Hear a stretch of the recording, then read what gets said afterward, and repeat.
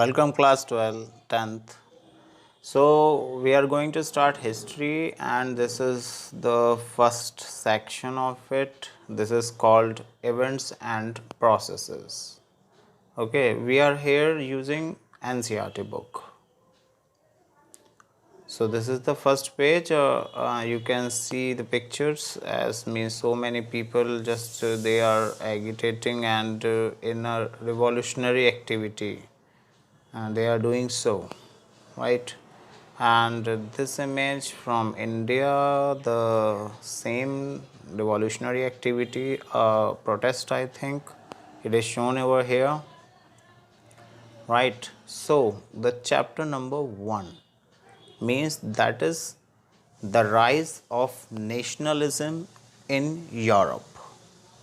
As NCERT starts this chapter with the image of Sario. Can you see the image? Jesus with the cross and so many other angels and good evils who are just blessing the people. और किनको bless कर रहे हैं? जो ये एक नीचे बहुत लंबी लाइन आप देख रहे हैं लोगों की, जो इस स्टैचू वाइट कलर का एक स्टैचू दिख रहा होगा आपको, जिन्होंने एक हाथ में लाइटेडमेंट टॉर्च लिया हुआ है और दूसरे हाथ में जो नीचे की तरफ है उसमें चार्टर है, ठीक है. Means how to rule, how to just behave in the society, the rule book of the people who are living in a society, वो उनके हाथ में है. Liberty of statute you can say, right. तो ये बहुत लंबी लाइन लोगों की लगातार लिबर्टी ऑफ स्टैचू को क्रॉस करती हुई चली जा रही है. इसमें देख रहे हैं आप सबसे पहले नंबर पे जो ब्लू कलर के क्लोथ्स में और ये फ्लैग दिखाई दे रहा है आपको फर्स्ट नंबर पे फ्रॉम योर लेफ्ट. तो ये है फ्रांस जिसने लिबर्टी ऑफ स्टैचू को क्रॉस कर लिया. आई मीन्स नेशनलिज्म और जो लिबर्टी है उसको समझकर अपनी कंट्री को एक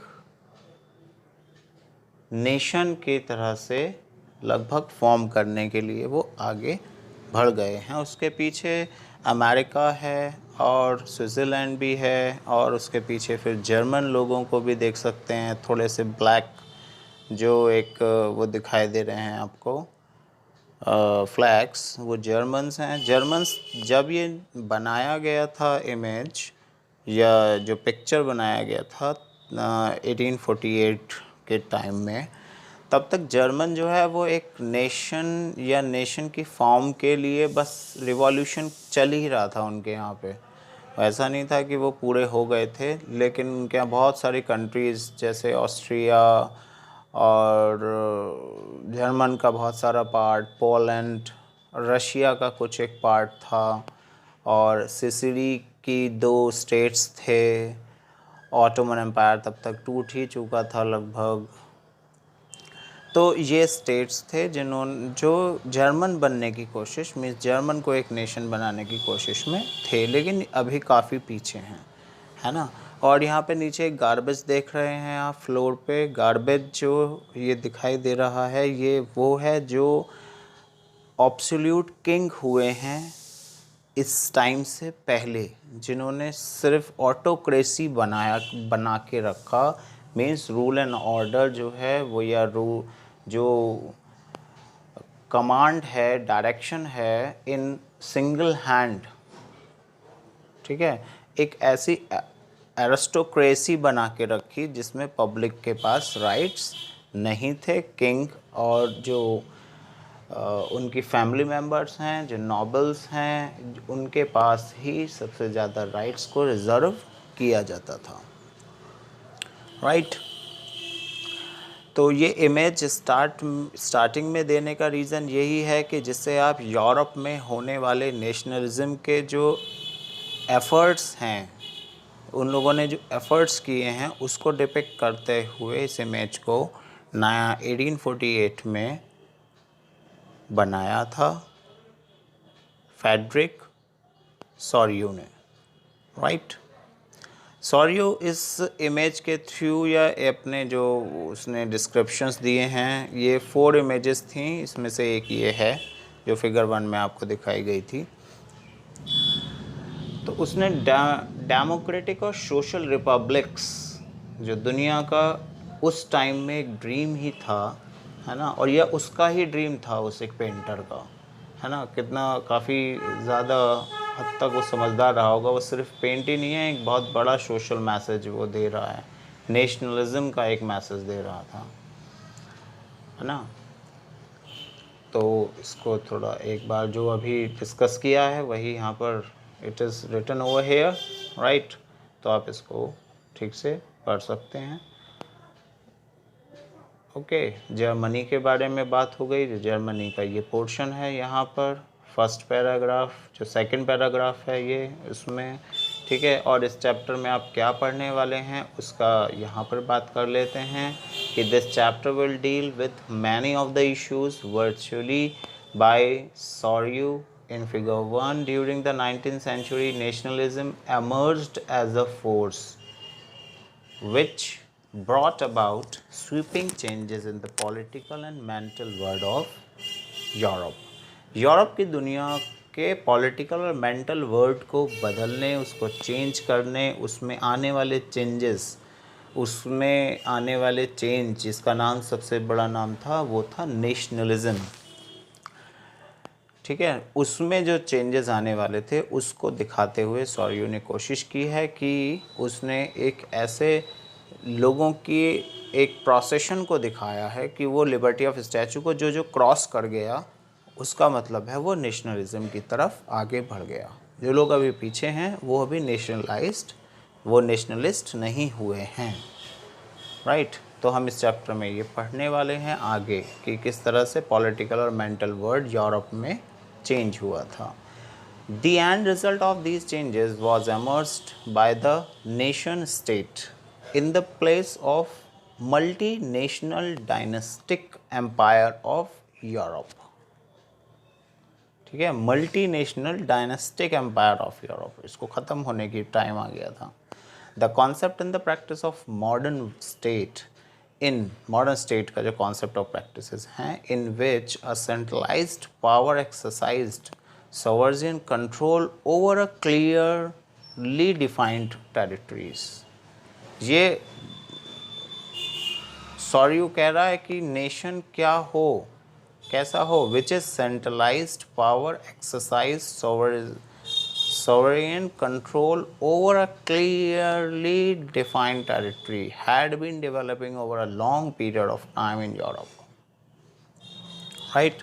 But a nation state was, क्या होना चाहिए nation, was one in which the majority of its citizens, जिसमें majority of citizens and not only its rulers came to develop a sense of common identity and shared history or descent। इस line को आप underline कर लें।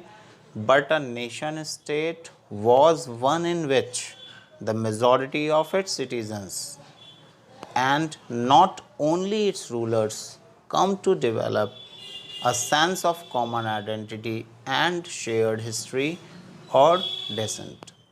Means जहाँ पर लोग जो वहाँ रहते हैं उसके सिटीजन्स हैं, उनकी बात या उनका एक कॉमन जो सेंस है वो डेवलपमेंट में लगे, एक कॉमन आइडेंटिटी हो, एक शेयर हिस्ट्री होनी चाहिए, सिर्फ रूलर्स की नहीं, सभी सिटीजन्स की। This commonness did not exist from time immemorial, it was forced through struggle। ये थी नहीं लेकिन लाई गई है। कैसे लाई गई है? Through struggle, through the action of leaders and the common people, ठीक है। लोगों ने, कॉमन पीपल जो हैं वहाँ पे रहने वाले लोग हैं, लीडर्स हैं, स्ट्रगल उन्होंने किया, तब ये एक कॉमननेस आ पाई या अब आएगी, आगे आप चैप्टर में पढ़ेंगे। तो this chapter look at the diverse process through which nation state and the nationalism came into being in 19th century Europe, right।